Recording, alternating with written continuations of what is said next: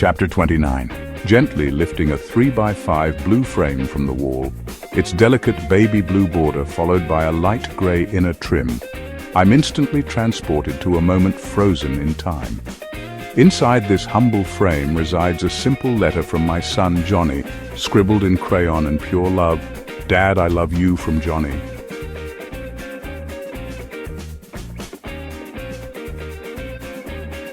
For over 2 decades, that framed letter has never left my side. It's been a cherished keepsake, a quiet artifact of joy that cuts through the noise of life like a whisper from the past.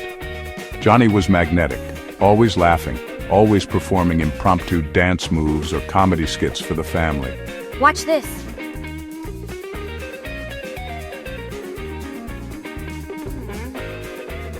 The house was always a bit brighter when he was around. He was the kind of kid who walked into a room and lit it up with a hug or an "I love you," loud, unprompted, and overflowing with sincerity.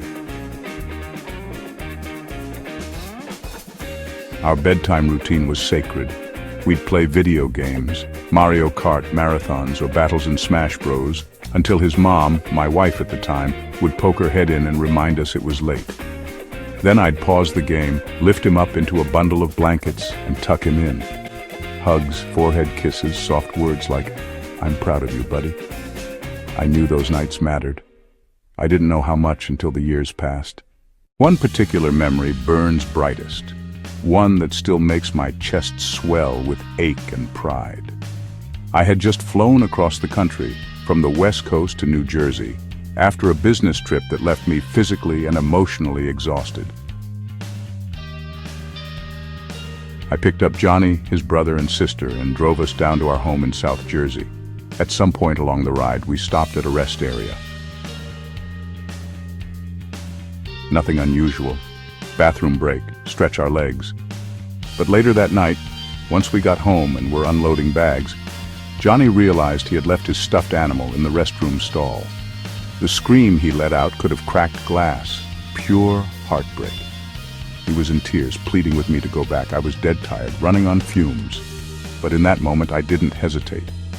We hopped back in the car and drove 50 miles north, praying that his beloved companion would still be there. And it was, lying on the tiled floor of that restroom stall, like it had been waiting for us the whole time. He ran in, saw it, and shrieked, not in sorrow, but in triumph. We rescued it, Dad. I can't remember what stuffed animal it was, but I remember how important it was to him. That's what mattered.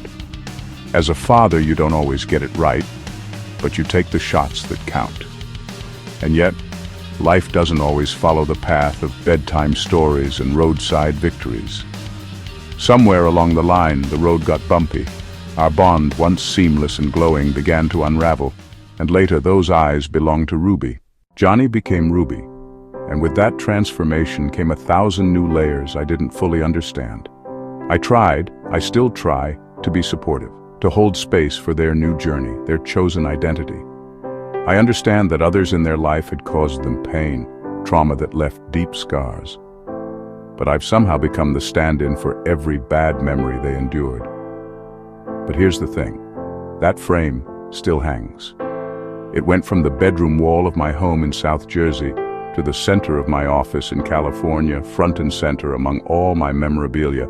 I don't even remember when Johnny gave me that note, but when Ruby visited my office years later, I caught them looking at it, just for a second. The world wants fathers to be unshakable, to stand tall and never bend.